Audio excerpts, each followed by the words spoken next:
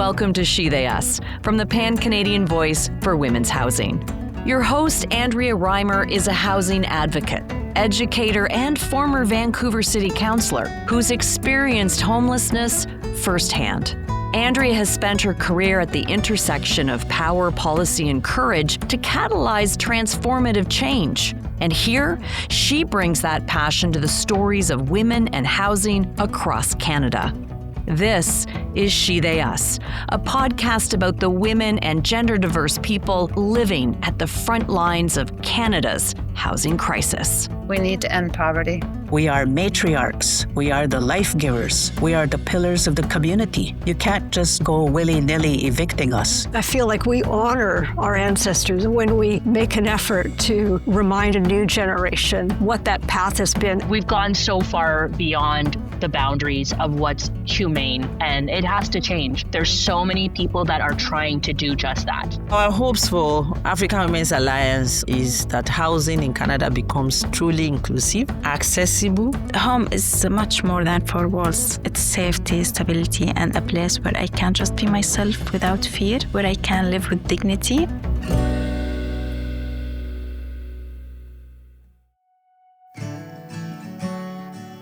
Welcome to the final episode of this season of She They Us, a podcast about the women and gender-diverse people living at the front lines of Canada's housing crisis. I'm your host, Andrea Reimer. In our last episode, we heard from Catherine, Sita, and Adim, three women working to transform systems that weren't built with them in mind.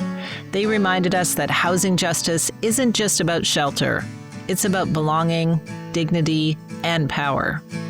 Today, we're closing the season with Jayne, a researcher and advocate who brings both lived experience and deep community insight to the conversation. Jayne's story weaves together what we've been hearing all season, that housing precarity doesn't just come from broken systems, it comes from systems that were never built for everyone in the first place. Together, we'll talk about what home means when it's not guaranteed, what housing justice could look like if we dared to imagine it differently, and how communities are already doing that work. For that last part, we will bring back some guests from earlier episodes to help paint a picture of a housing system built for all of us. This is She They Us, and this is our final conversation of the season about turning struggle into imagination and imagination into change. Let's meet Jayne. So my name is Jayne Malenfant. I'm from Kapuskasing, Ontario, Treaty 9 territory, and I'm living in Tiohtià:ke, Montreal. Jayne's story begins where so many others do, with hidden precarity, living arrangements that look fine from the outside, but are held together by hustle, luck, and a lot of quiet fear. Their mum work nights. The family shared space with grandparents. From the beginning, stability was something borrowed, never guaranteed. I grew up in Kapuskasing with my parents, and when I was born, we just crashed with my grandmas. And so housing, I guess from the get-go, was a little bit precarious. And we lived with my maternal grandmother. We lived with my paternal grandmother. And I had pretty stable housing after that with my family. I think just before my 16th birthday, I had moved to Saskatchewan with my mom, who was, working and taking care of my brother and I.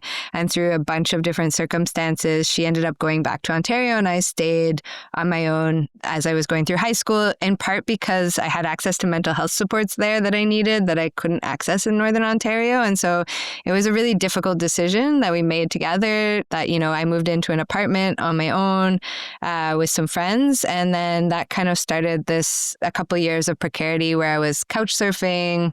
After that, I was living in squats. I was, shacking up with partners that maybe I shouldn't have just to keep a roof over my head. And so a trajectory that looks like a lot of gender diverse people and women and young people in general. And so that went on for a while. And then I would say even once I moved back to Ontario, I moved back in with my mom in like an overcrowded apartment. And then I experienced housing precarity for many years. And then that was kind of my experience. And again, I think both my experience, my mom's experience looked like a lot of the kind of housing precarity that we see with women and gender diverse people, where a lot of it is hidden and a lot of it is also just living paycheck to paycheck and having no sense of really a stable home. This hiddenness is key. It's the kind of instability that doesn't always make it into data or headlines, but it shapes people for years, and it shapes how they see home. Yeah, I think a lot of them were economic. I mean, my mom also, it was her first time being on her own. She moved in from her family home with my dad. And so she was figuring that out as well. And she was working, she would work nights. She was working as much as she could. But I also think that there were barriers around what access to space as a gender diverse person or as a woman. I think that there's ways that people face discrimination that wouldn't happen if there had been a man in a household. I think, landlords were trying to take advantage of things or, treating her like she didn't know what her needs were. And that's happened to me as well. And so I think that there's this economic piece, but there's also the way that there's a stigma around maybe like single mothers and or households that don't look exactly like what people think they will. That is a lot more insidious and difficult to kind of carve out as a housing challenge. I asked them if their gender identity has created any challenges for them as a renter. I haven't. I've faced a lot of economic challenges trying to rent, but I think I'm a non-binary person who, largely passes, which is not the case for other people that I work with and that I do research with. I'm lucky that I'm usually read as, a woman. Whether that's lucky or not in all circumstances, in terms of renting, I think we know that visibly gender diverse or trans people face a lot more discrimination. So that was never a challenge that I faced, but I learned from a lot of young people and adults that I work with that have gone through that, that this is a really difficult form of discrimination to fight because it's often in these kinds of comments or ways of keeping someone out of a housing arrangement that are difficult to prove that that's what's happening, that it's discrimination based on gender expression.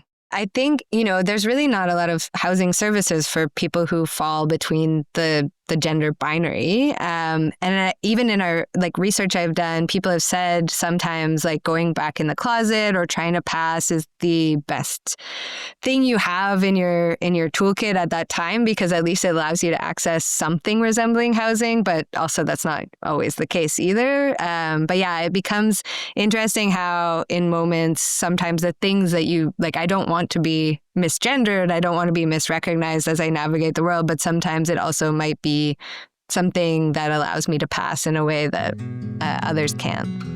That tension between being seen and being safe runs through every story we've heard this season. In episode 5, Adeem called it, quote, visibility in the wrong way. Jayne calls it a strategy for survival. But either way, the message is clear. In a country that says housing is a right, safety still depends on who others think you are. My original reason for contacting Jayne was because of their research. I asked them to tell me a bit more about it and what it tells us about the challenges this poses for gender diverse youth when it comes to accessing safe, affordable, secure, and appropriate housing.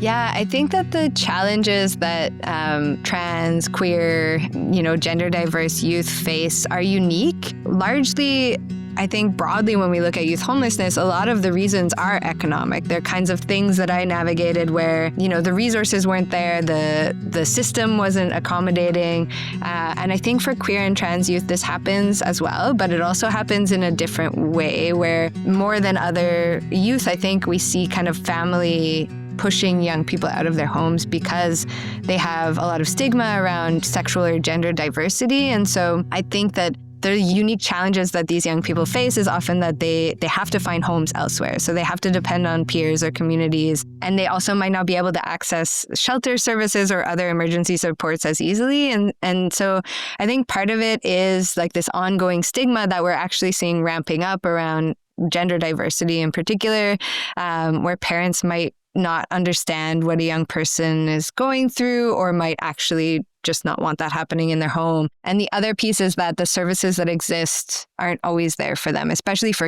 rural young people.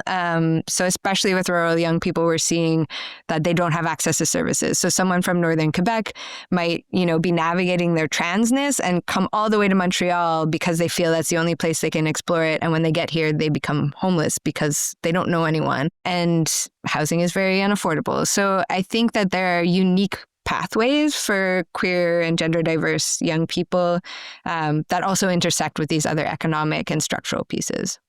The focus of this season has been the historical experiences that shape the modern context. So I asked Jayne if there has ever been a time that gender diverse people have had access to safe, affordable, and secure housing. I was just talking with someone today who said, nowadays it's so hard to get housing.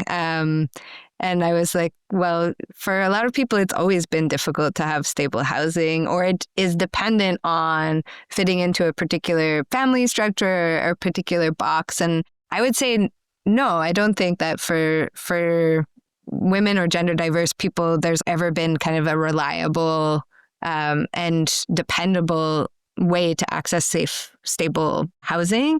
And I think for gender diverse people in particular, for so much of history, we haven't been able to even be publicly ourselves. And I also think there's been always a reliance on networks of informal supports. And so even if we're thinking of queer and trans young people today, and that we know that they're more likely to experience homelessness and housing precarity and need to develop these kinds of alternative or chosen family structures, that's always been the case. And I think I can think of examples even from where I'm from where if you were queer or trans, you left town immediately and you would end up going to the city, and to have some kind of roof over your head, you would connect with others who were like you. And we know that there's this history in work that I've done where we've outlined, the ballroom scene of kind of houses and taking in younger folks and having these intergenerational kind of families where that was how people took care of each other in the absence of having any access to housing outside of that. And so I think that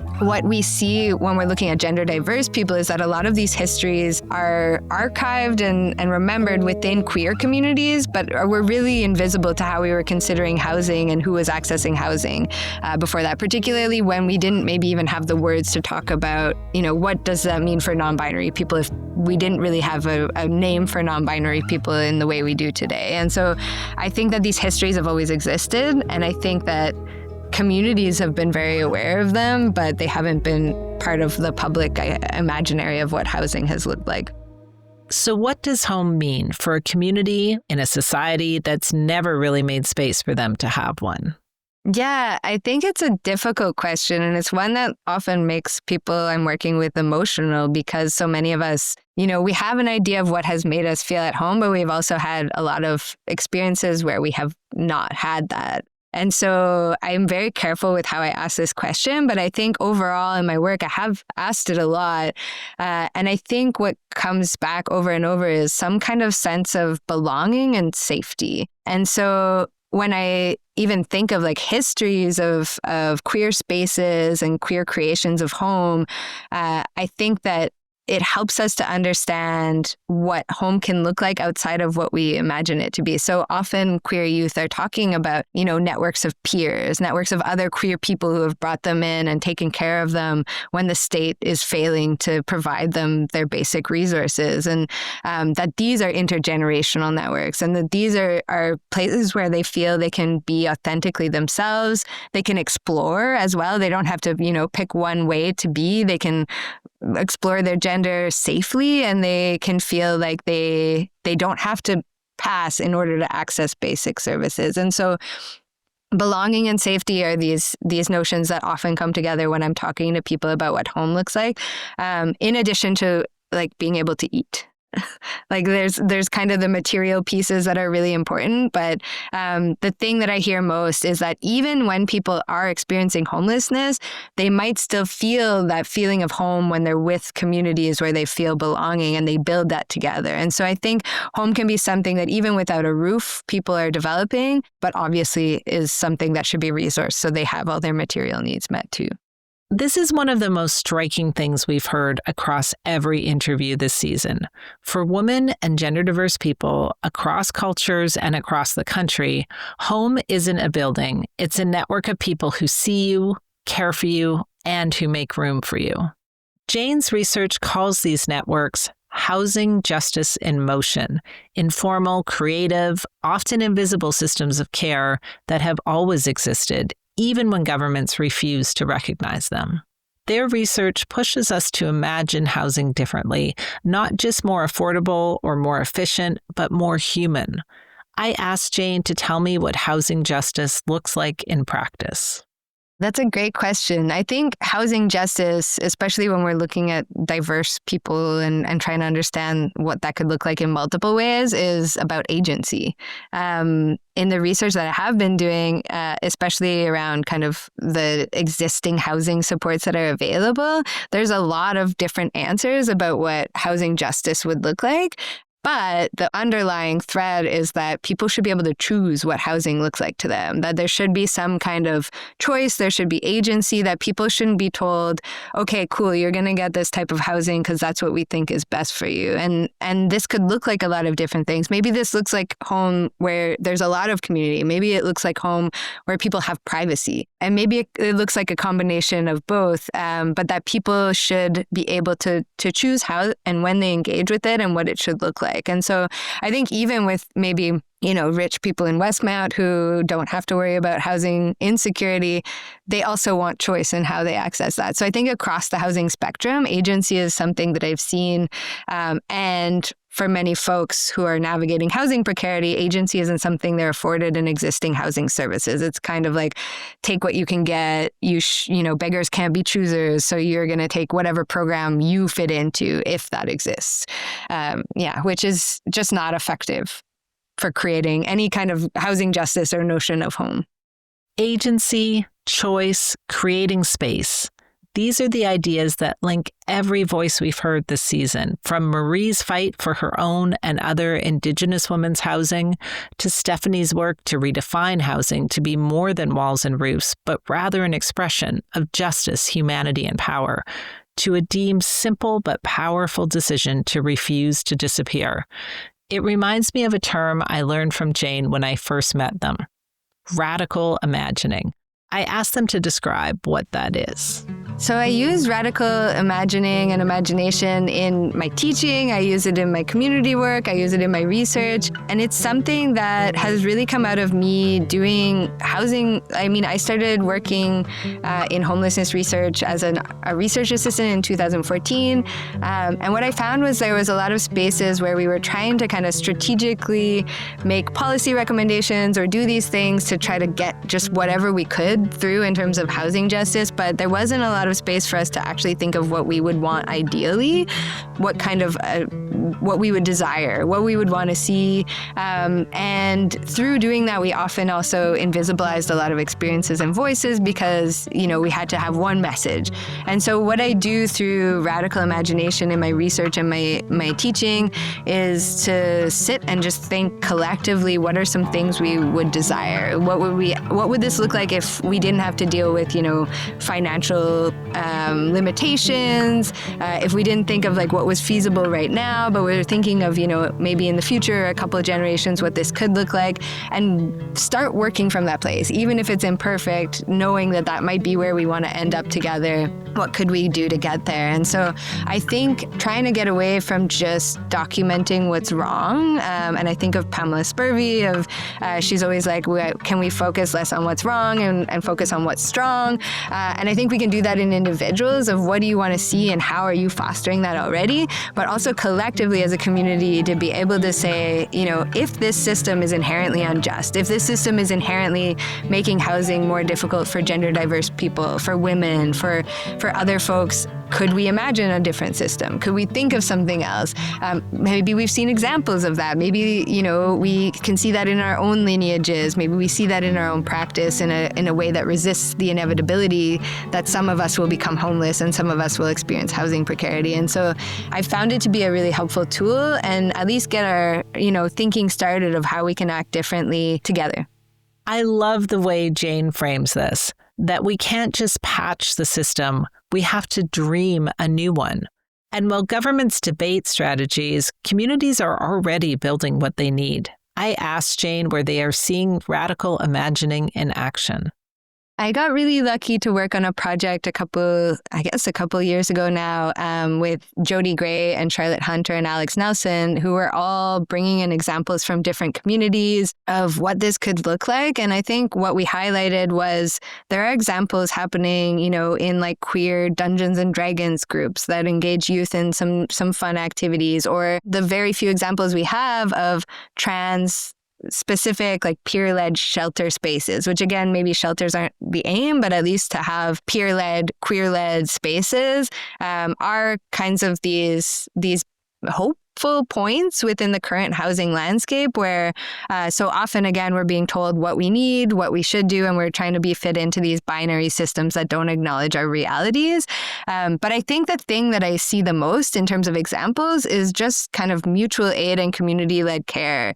Again and again, young people and adults are saying, and I experience this as well, in the absence of systemic supports, my community showed up for me. I was able to meet people who saw me for who I was, who allowed me to be who I am, and who took care of me, often taking me in and letting me sleep at their house, feeding me, helping me understand what was going on. So I think we see a lot of informal and often unrecognized labor happening within communities that are impacted. And I think what we should be doing and what hopefully we're going to start to see is just a better resourcing of that work. Here in Montreal, I'm working with an organization called Mikasa, which is all peer-led. It's all led by Black and Indigenous peers who have lived experience of housing precarity and the child welfare system, and they're creating housing that they would have wanted to see for themselves. And they specifically also work with, queer and gender diverse young people. And I think those are the kinds of examples where they are now being resourced to do that work that they used to just do because they were in it together. They were taking care of their communities. And so I think these examples where we're finding funding and support and, resourcing things that people are already doing to take care of one another is really promising. These projects aren't pilot programs or policy experiments. They're survival in action. And maybe they're also the blueprint for what comes next. Knowing what Jayne has learned from their own experience and from their innovative research, I asked what they would tell the new housing minister, what someone in power most needs to understand. In thinking of people who are in positions of power, I often think that what they need to understand is the importance of relationships and processes, because you could say this type of housing needs to be built, or these kinds of tenant protections need to be understood, or we need to be funding this or that. And I think those are all very important things to be saying to ministers, and we need to be advocating for those. But to me, one of the biggest challenges in getting gender diverse people to work with people in positions of power is a deep and historical mistrust of institutions that have failed to serve gender diverse people and have often contributed to their precarity and harm. And so when I think of advocating to those in power in government who are drafting kind of policies and thinking through how things are organized, I want them to know that if they truly want to be learning from people of what works best, they need to build relationships that address that mistrust and show that perhaps there's an opening to doing things differently. Because as of now, gender diverse people are one of many communities that do not trust these processes often, because they have been given evidence not to trust that the state cares about their well-being, and that the state is not going to offer the things they need to be safe and stable and have a home. So that is what I would say, because often I think many folks see relationships and process as kind of, fluff. That really what we need to do, through whatever means necessary, there's an end we need to see in terms of housing justice or housing, maybe not housing justice, but housing rights. And I think that the actual ways that we get there are as important as the things that we want to be seeing in our ideal kind of housing landscape. Jayne powerfully summarizes what I've heard so often this season. Safe, affordable, secure, and appropriate housing for women and gender diverse people is not just about policy or economics. It's about relationships. It's about trust. It's about who gets believed and who gets to belong. We've been through a lot of history this season and talked with women and gender diverse people whose experiences of Canada's housing crisis are directly connected to those histories. I wanted to bring Linda Rourke back, the show's writer and producer who I talked to in episode 1, to talk a bit about the ground we've covered. So Linda, you've been with me through every interview this season. What's been standing out for you as we've listened to these stories? Oh, it's even impossible to pinpoint because I think every conversation that we had with these amazing people, everyone needs to hear them. But, what I saw was how it echoes across time and place, Andrea. Like if you listen to Marie and Dara and Adim, they were all fighting those same kind of battles, yet decades apart.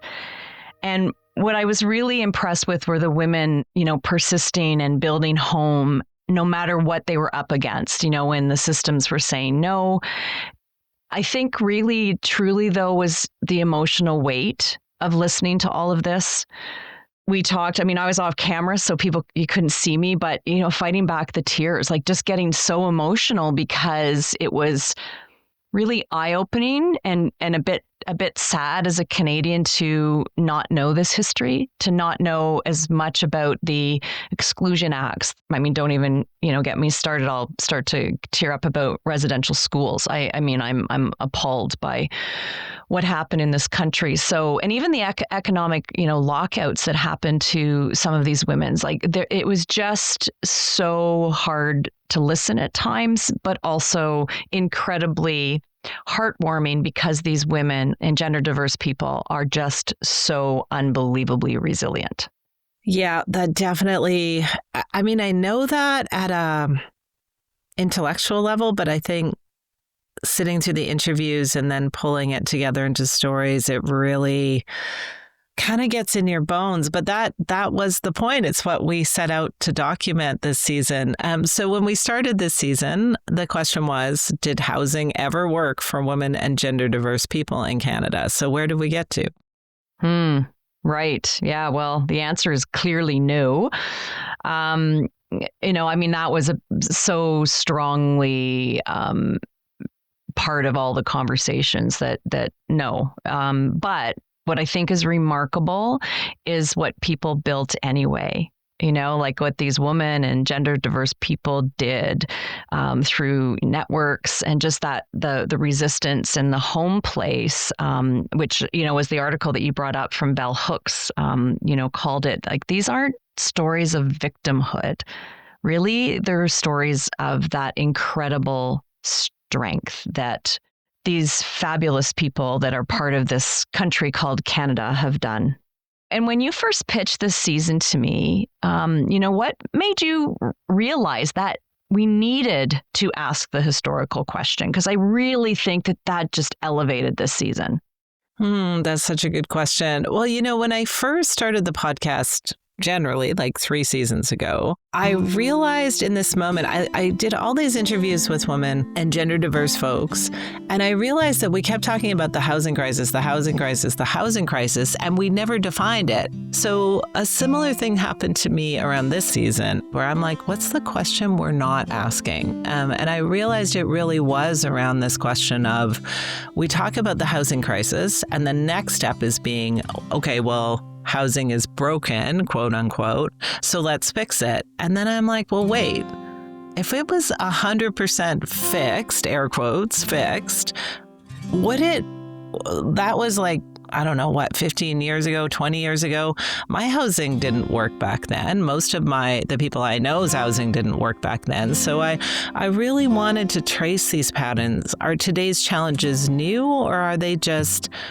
a retrenchment and echo of things of the past? And I realized when I was thinking that through, you really can't understand the present without understanding the past. And because each of us, of course, carries a unique story, but it rests within a larger story in Canada around anti-Indigenous racism and colonization, around anti-Black racism and slavery and colonization, around, a huge chunk of our history where immigrants who were not from certain countries and certain even religious backgrounds were excluded. And so we had to tell the story in that light. And I think it's really showed us that not only is there not one housing crisis that men and women and gender diverse people experience differently, but there's not one reason for that crisis, that there's many different, it's almost like the roots have grown into different soils. And so if we want to create something that's quote unquote fixed, we're fixing a lot more than the last 20 years of Canadian history.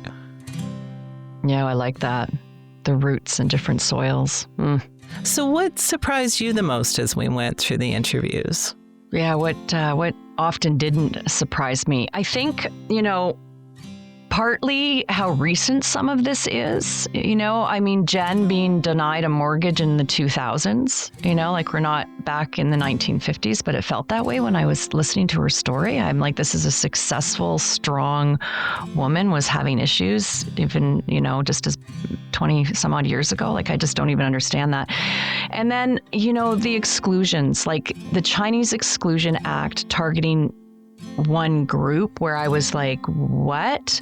Again, going back to that part of history where I'm like, I didn't really know a lot about this, all that I had really understood about some of the history was, the Chinese building of the railroad. And so I was like, and then everything that happened after that was just like, what, how, why did this happen? I think, too, how invisible so much of this really is, right? That we just don't see. The couch surfing, like people trying to find someone that, might be willing to share part of their space for them, if it's sleeping on the couch for a bit and going from home to home with that, overcrowding in houses where, we're still seeing and hearing this. And, there's a recent fire and so many people, end up dying because there's too many people in a space, but they have no choice. Those are the things that I started to help me connect the dots as well. And I heard about that, but now I understand that background a little bit more and the situation a little bit more, and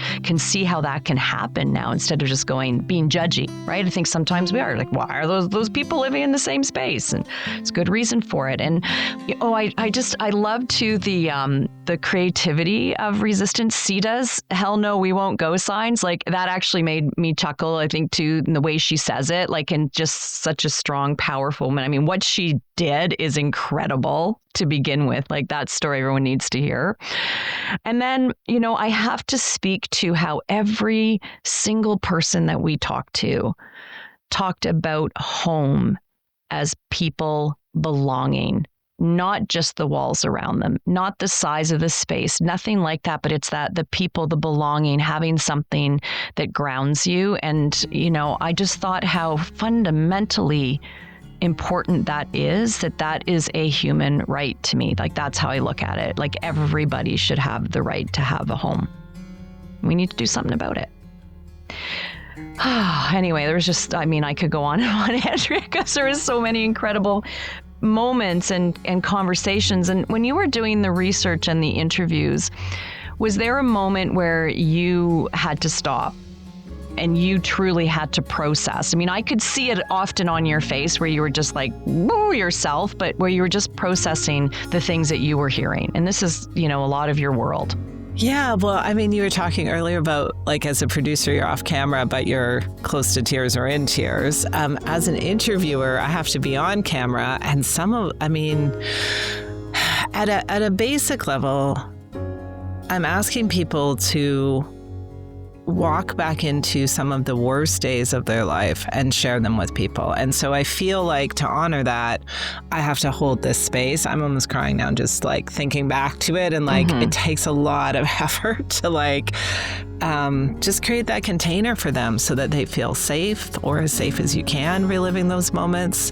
And I know, the woman, you'll hear it. We're going to play a little montage after this after our discussion, but you'll hear it, how important it is to these women and gender diverse folks to tell their stories, to be heard. And so I understand that's part of the bargain, but it's still a lot to ask them to do. And I just try so hard to hold the space. But there are moments that really, the ones that as I was editing and thinking about how am I going to bridge this without breaking down, because it's actually with you and Jordan when we're doing the narration that I feel like I let the emotion kind of come over me. Yeah, and I felt that so strongly through all the stories, and really truly in awe of what people can overcome even when they're hit really hard.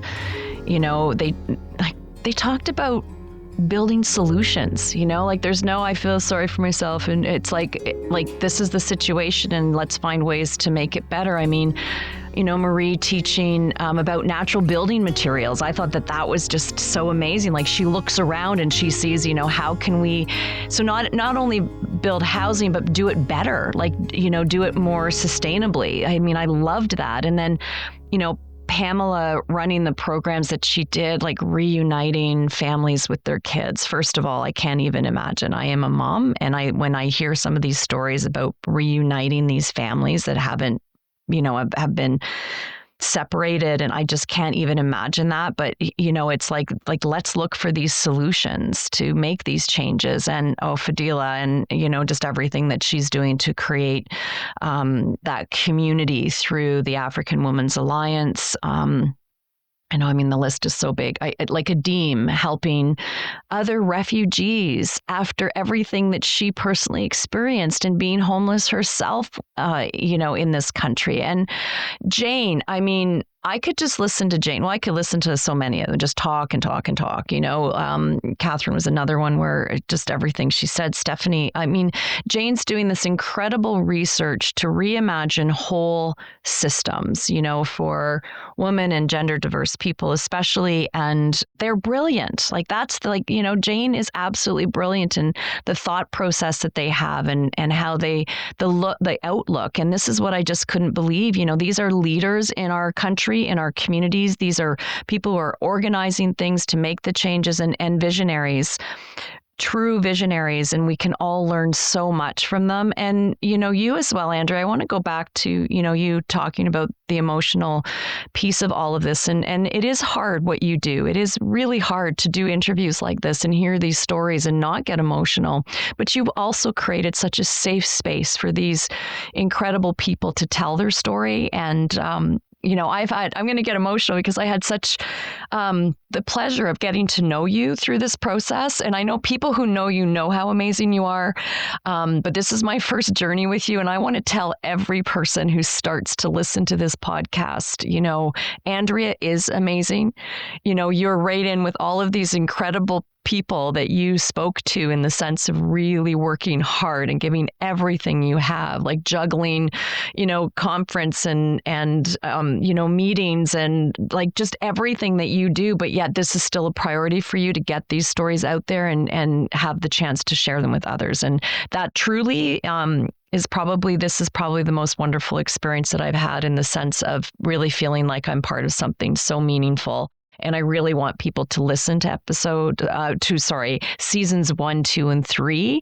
And then I have to ask you, have you started thinking about season 4? Well, first off, I'm glad people can't hear blushing on the radio or on podcasts.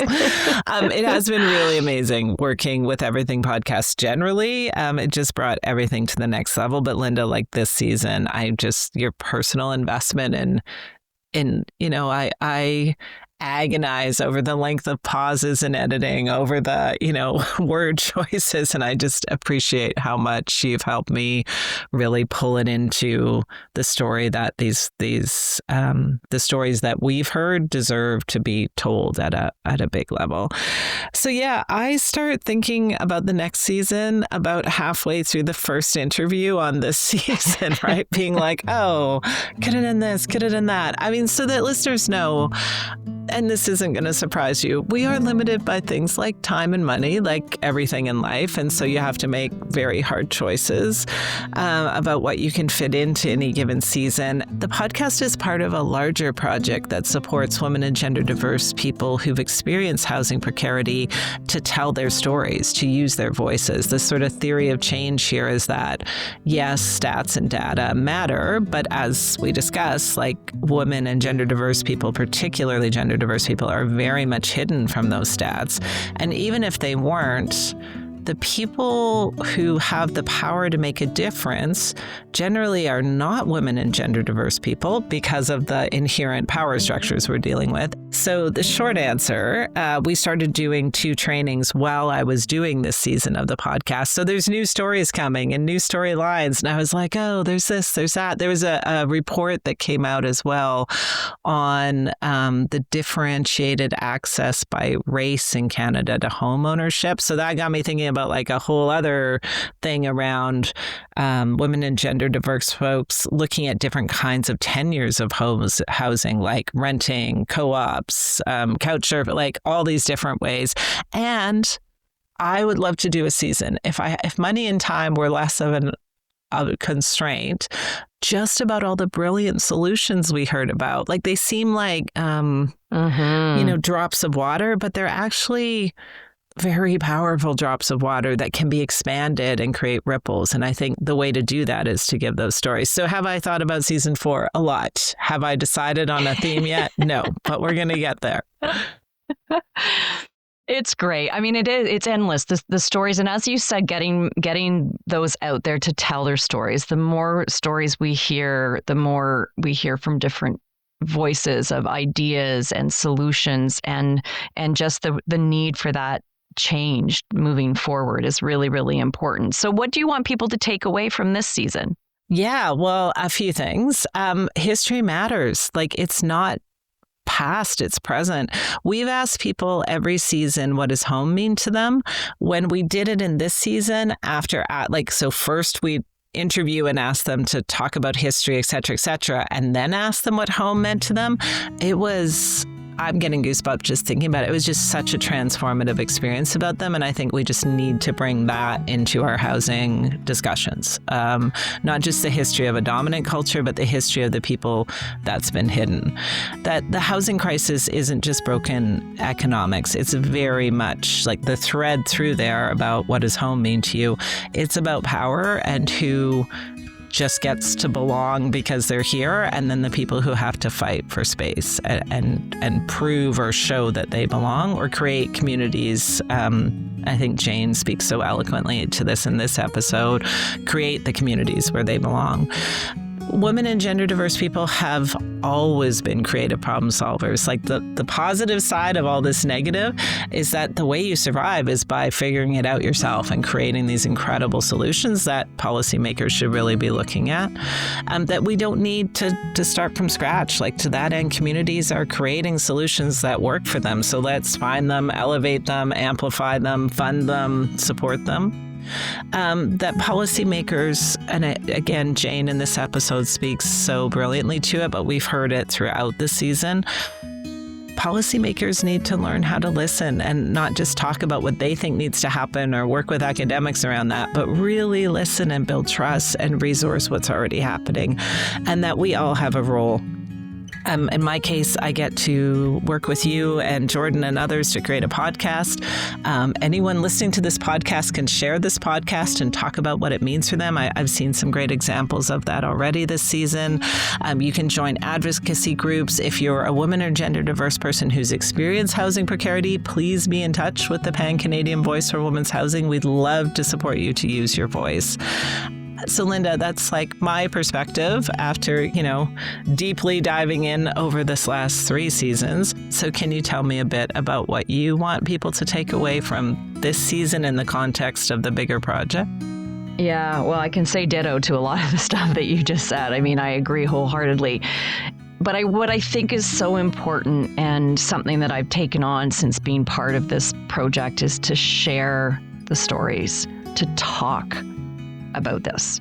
to be inspired to make a difference, to talk, as you mentioned, to policymakers, make them listen in your communities, make this a conversation with friends. Like, we need this to be top of mind, push forward a path for change, because as amazing as this country is, we can't forget the people who need us. I've always been so proud of the kindness that I feel Canadians have, no matter where they've come from, because this country is made up of incredible people from all over the world. That's what makes Canada, Canada. And, in order to move the dial forward, we do have to unite on this, and we have to see the importance of having a home, because, as I said earlier, it's a human right, in my opinion, and we need to find homes, livable homes, giving people walls. Someone, had said it's not just the walls, but it's to hold inside that warm and welcoming space for people to have dignity and to feel loved and seen. And so, I think just summarizing everything I just said there is talk about this, make it part of conversations, because it's so, so important for those that are struggling each and every day to find home. Amazing. So we're closing out this season, and I thought the best place to end is always where we began, and that's with the voices. And so I wanted to bring back some of the voices we've heard to let them speak to what they've learned from their experiences, what they're fighting for, and what they want us to remember. Couldn't agree more. I thought, I cannot let this happen to any other female, any other Indigenous female. I've got to be able to talk about it. I've got to be able to explain. I've got to be able to say, this is not how we're supposed to be treated. We are matriarchs. We are the life givers. We are the pillars of the community.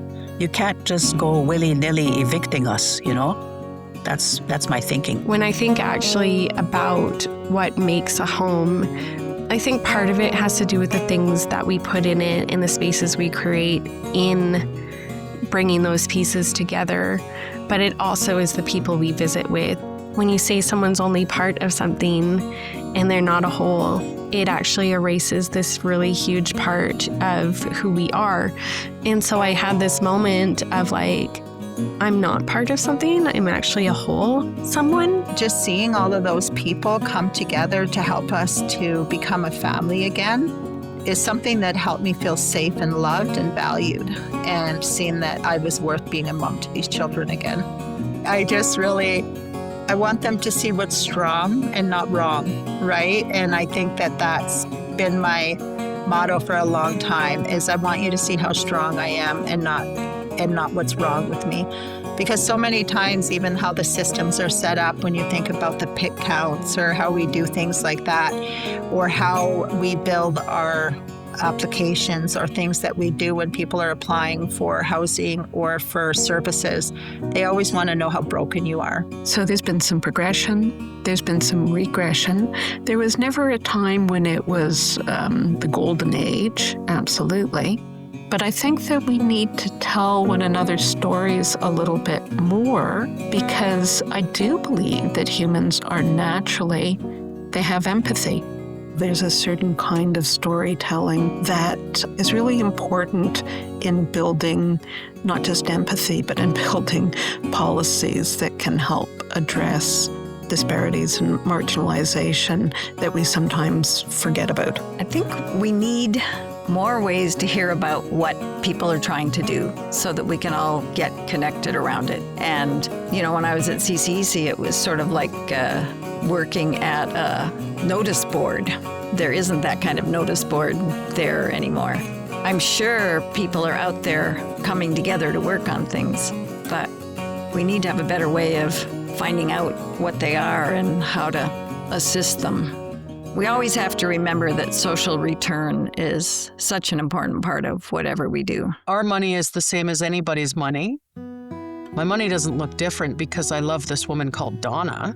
Love was love, just like money's money. If we work the way that liberal democracies work and we deal on merit alone, I am to get the type of job that I am qualified for.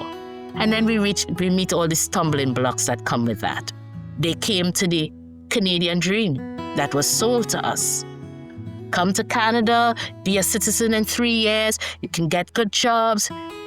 No, it's not broken. And I think, admittedly, we need to stop saying it's broken. It's doing exactly what it was designed to do. Our role is just our main mission and vision is to create a safe space for African women and their families as they come into the region, to help them in this, resettlement journey and this, phase of their lives, knowing that there will be barriers and challenges for newcomers as they come into the region. Our hopes for, as African Women's Alliance of Waterloo region is that housing in Canada becomes truly inclusive, accessible, affordable, and adequate. And where Black women in particular, don't have to constantly, worry about uprooting their families and compromising safety and dignity. I'm hoping that, there will be security, not just for the women, but also for the future of the children. And also, a future where we don't have to, as Black women and gender diverse, people, to fight extra battles just to have a stable home, where policies that are made at the highest levels reflect our realities, and where our children can grow up with security and peace of mind that comes with stable housing. Well, a lot of time around our kitchen table, we feed our own. We put our resources together and we feed our own. And so, like my mom used to teach us, if you have a slice of bread and Miss Mary across the street don't have any, because my mom had 5 children, she says, instead of cutting it in 5, cut it in 6 and make sure Miss Mary have a piece. That's literally the motto for our country. Out of many, one people. So we have to be one. Like, we've gone so far beyond the boundaries of what's humane, and it has to change. And that's what I see now. And I see so many people. This is the heartwarming thing, Andrea. There's so many people that are trying to do just that. And what we need is government to get behind them and to put limits on those that are acting out of order. They need some limits. They need a timeout. Black women have come through extreme traumas over the last several hundred years. And those traumas are still showing up, in our households. And so, part of my wish for policymakers is courage, but my wish for Black women is more healing. The kind of healing that's going to help us recognize how the embodied aspects of everything our people have gone through, our ancestors have gone through, that we go through when we just move through the school systems and move through workplaces. And, part of the economic structure of racism is telling very qualified, capable people that they're lazy and that they can't do anything and that they're not competent. And we start to believe that. And then we show up with that anxiety and we project it onto other people. And it really undermines our ability as a community to hold together. And so I really have come to really appreciate how important healing is in our journeys, and that's got to be a lifelong commitment for us. Yeah, well, it's, necessity often makes people take their lives into their hands. It's amazing what a group of people who have shared goals, who have a shared interest, can do and can accomplish when they want to take on the established order. And if you work together and if you're collaborative and if you're also willing to, be troublemakers. And that if he told her what had happened just before she arrived, it would be like this monkey on her back. She wouldn't feel the same about herself. And so out of love, he never told her. But as a result, the community lost its history, something really monumental. Like nothing has been done like that before in Canadian history. And hope to God it never happens again. But it's interesting how silence really extinguished this story. But we do a disservice to those who lived through that and survived through that, or those who collapsed because of it. We owe them something too. We do a disservice by pushing it under and making it seem like it wasn't that significant. It was significant. And I feel like we honor our ancestors when we make an effort to remind a new generation what that path has been. I remind myself every day that every small step towards stability is a victory. Sharing my story and connecting with others gives me strength, and the vision of living with dignity and stability keeps me hopeful even in the hardest times. Home is much more than four walls. It's safety, stability, and a place where I can just be myself without fear. It's where I feel I belong, where I can live with dignity, and where life feels settled. Home also connects me to who I am, my memories, my identity, and my hopes for the future. Thank you for joining us for Season 3 of She, They, Us. This season, we've explored how Canada's housing crisis isn't just about things that used to work being broken. The housing crisis is also about housing that was never built to work for many of us. And yet, across the country, women and gender diverse people like Marie, Pamela, Monique, Carolyn, Jennifer, Jill, Fadila, Elvenia, Dara, Stephanie, Catherine, Sita, Adim, and Jayne are imagining and creating something better. A place where belonging and safety aren't luxuries. A place that everyone can call home. As we wrap up this season of She, They, Us, I want to use this time to share some resources as well as encourage our listeners, yes, this means you, to get involved. If you're a woman or gender diverse person who has been in the housing crisis but are feeling uncomfortable about telling your story, the Pan-Canadian Voice for Women's Housing can help. We offer various training programs to help amplify your voice. Learn more and sign up on our website, pcvwh.ca/training. Telling your story is one of the most powerful weapons we have in the fight to get action to support the specific challenges women and gender diverse people are facing. If you're ready to go, please sign up to speak at a city council meeting, join a housing advocacy group in your community, or you can even meet with your member of parliament. If you're not a woman or gender diverse person who has been in housing crisis, we still need your help. As so many of our guests said, we need more allies, and we need that to be you. Share this podcast, use your voice, and support others to use theirs. The last word this season is to the many people who have made Season 3 of She, They, Us possible, starting with the women and gender diverse people who shared so deeply of themselves with us in their stories, as well as the academics, researchers, and community organizers who also gave their time to share what we know about the histories of households led by women and gender diverse people in Canada. Supporting the work of She, They, Us and the Pan-Canadian Voice for Women's Housing is always an honor for me, but connecting the work we do today back to the long arc of battles women and gender diverse people have been fighting in Canada for decades, and in some cases centuries, has been powerful and deeply meaningful. And I am so grateful to the people I've talked to this season for giving those histories a voice. This season is our second one with Everything Podcasts. Thank you to Everything Podcasts for bringing She, They, Us to the next level. Shout out to Jordan Wong, our sound engineer, Linda Rourke, producer and writer, Lisa Bishop, senior account director, and Jennifer Smith, the executive producer. Also, a big thanks to Reed Jameson and CVM, who generously provided some of the music you heard on this episode from The Pigeon and the Dove. We're on a shoestring budget and so grateful for their support. And my final two thanks.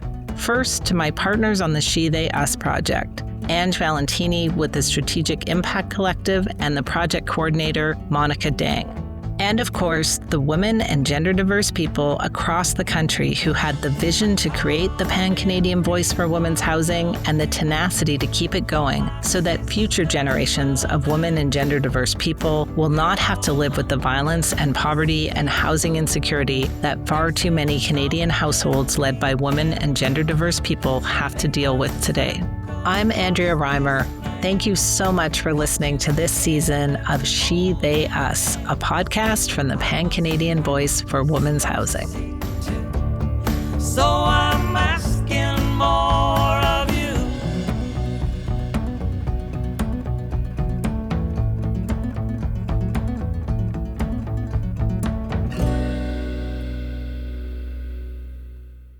Another Everything Podcast production. Visit everythingpodcast.com, a division of Pattison Media.